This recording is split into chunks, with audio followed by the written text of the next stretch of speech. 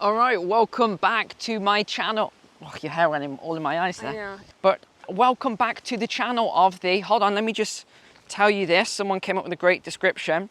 Doom-mongering conspiracy theorist. He'll be telling us the earth is flat next. Apparently, that's the channel description now. What do you think of that? Yeah. I'm just gonna walk on ahead, guys. So enjoy the video. See you soon. All right, so let's start with the first headline today then. Natural gas plant suddenly explodes in Texas.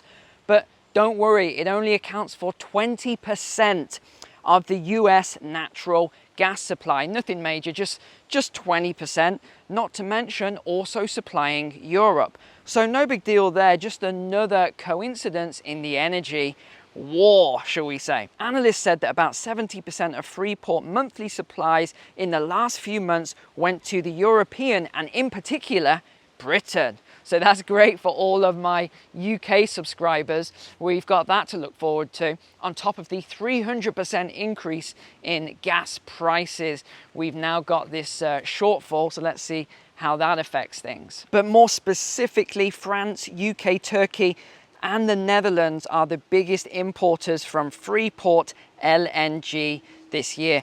But of course, as usual, the cause of Wednesday's blast at the facility is not clear, unknown. Interesting how it's always unknown at the moment, isn't it? But we have this other headline here.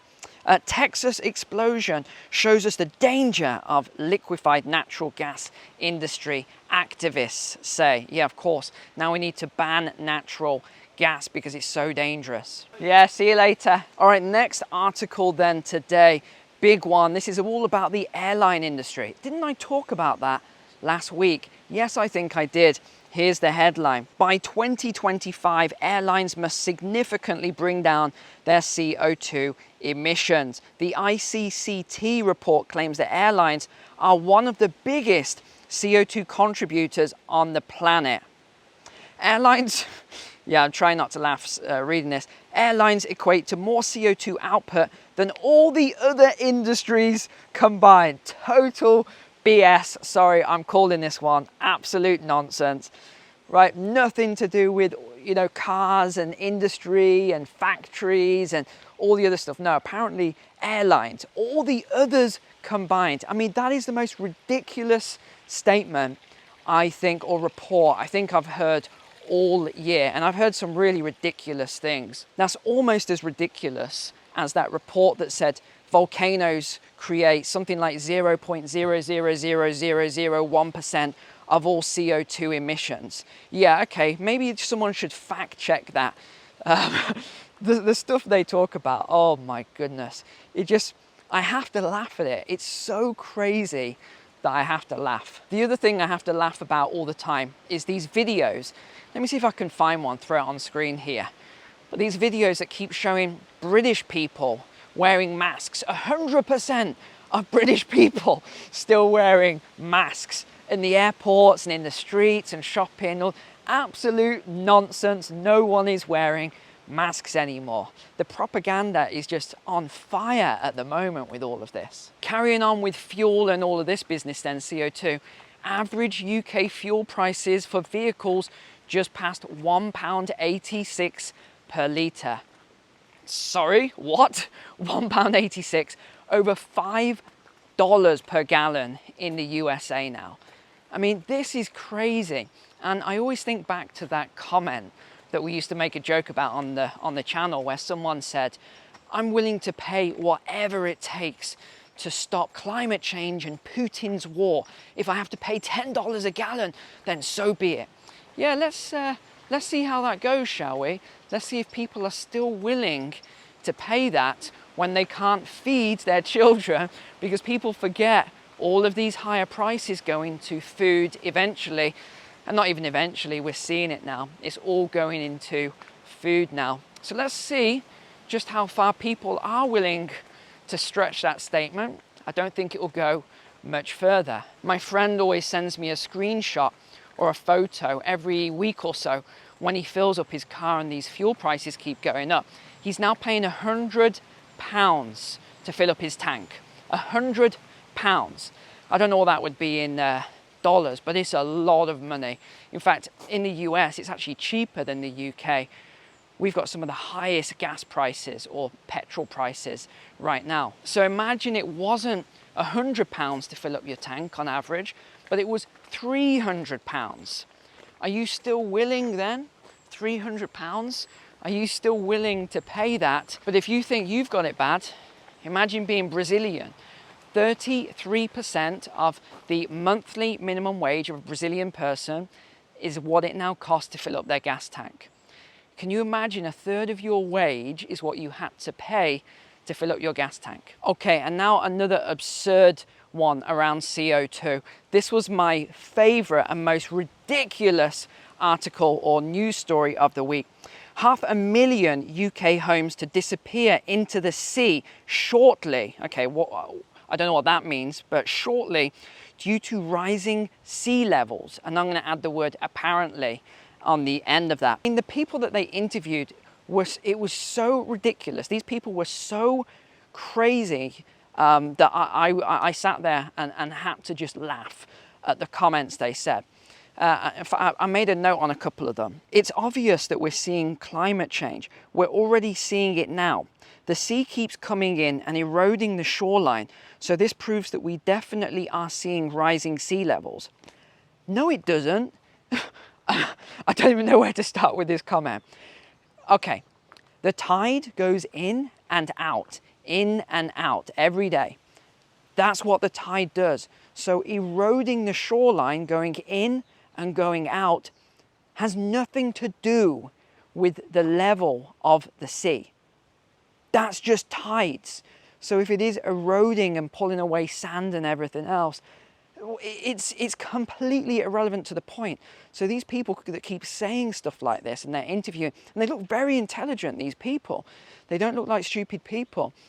But when they make comments like this, I don't even know what to say. I'm just sort of laughing at the screen in amazement. But one thing I'm not laughing about is let me read this out. A number of communities will be subject to compulsory purchase orders, and these communities will need to be relocated. What was I talking about yesterday? Human resettlement zones.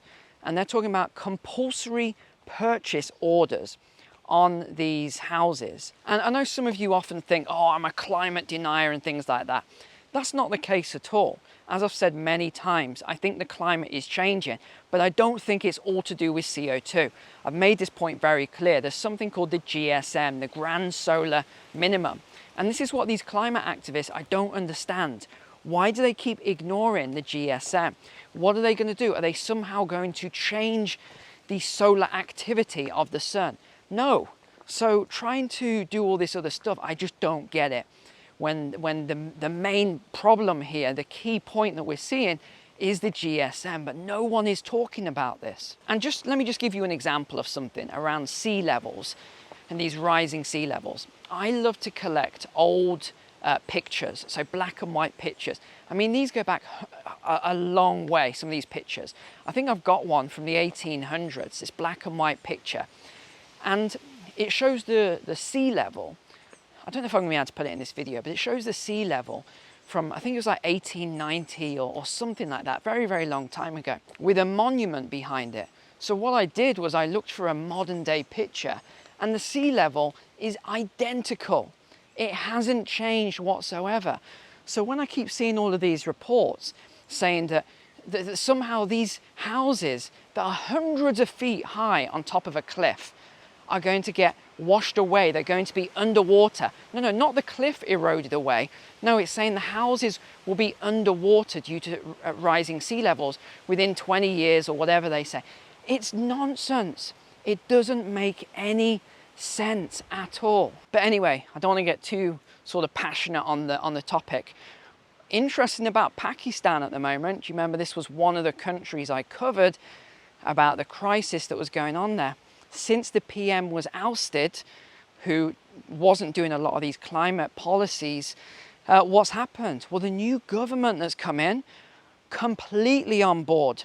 Energy rationing, closing down a load of power plants, all this stuff telling citizens you'll only be able to work 3 or 4 days a week, etc. Is that a coincidence? I think not.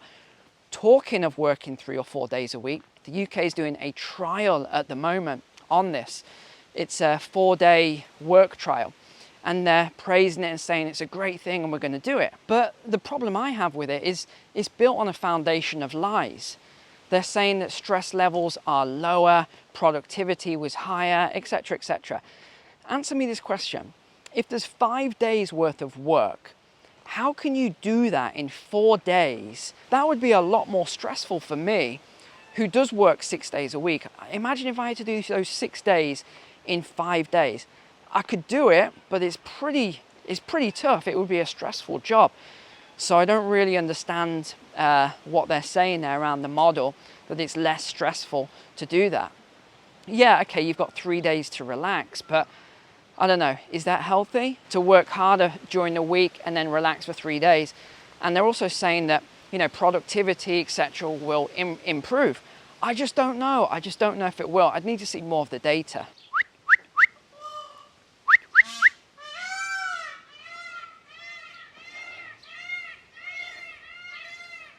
Oh wow, we got all the peacocks making a noise now.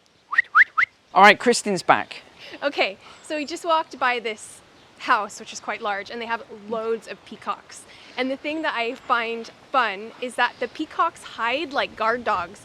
They're in the bushes or they're on top of the roofs, and you don't know that they're there until you approach the property, and it's like alarms go off, and they're like, ah, ah, ah, and they all talk to each other, and they let each other know where, you know, where we are and whatnot. So that way they, and also the people on the property know as well that we're around. So they're like a security system, if you will, which is really cool. Okay, last point to talk about then.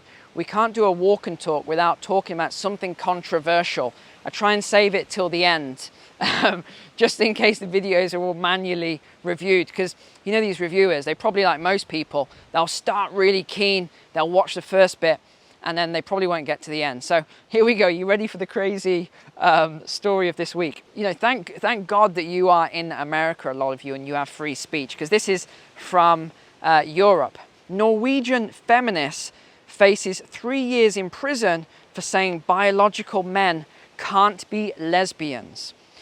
Yeah, this is a true story. She said some other stuff as well around, you know, pregnancy, men can't be pregnant, you know, all this sort of stuff. And now people have taken some severe offense to this, and she could go to prison.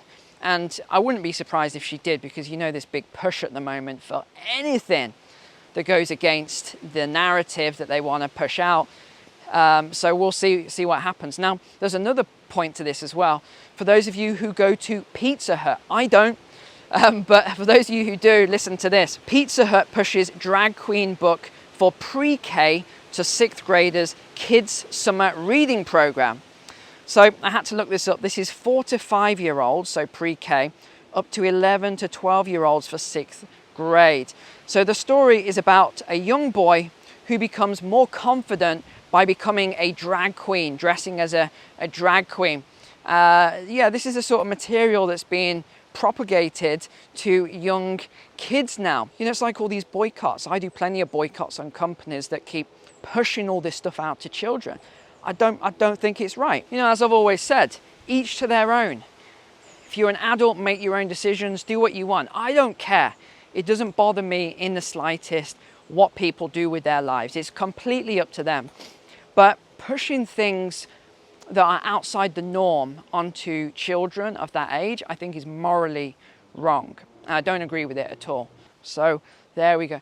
Gosh, you know, I had so much to talk about this week. Had maybe 50, I started off with about 40 articles at the start of the week that I wanted to cover, but there's just too much to cover at the moment. There's just too much craziness, too much going on. I think I've still got, because of everything that's happened this week as well, 40, 50 articles and stories to cover. It's just crazy. It's just crazy, everything that's going on. And like you guys, I feel the same way. I feel like I'm living in a madhouse a lot of the time. And this is going to keep going on. We've got a good few years of this yet before all of this ends.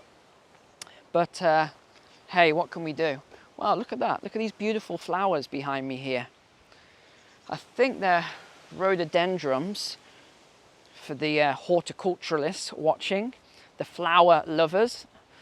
But yeah, all right guys, I think that is it for today. I hope you have a great weekend. Maybe I'll get out another video beforehand, but I don't think so. Apart from that, I'll see you on Tuesday, but let me see if I can get one out on Monday this week. I should have a lighter workload. But apart from that, take care, God bless, have a great weekend. See you soon.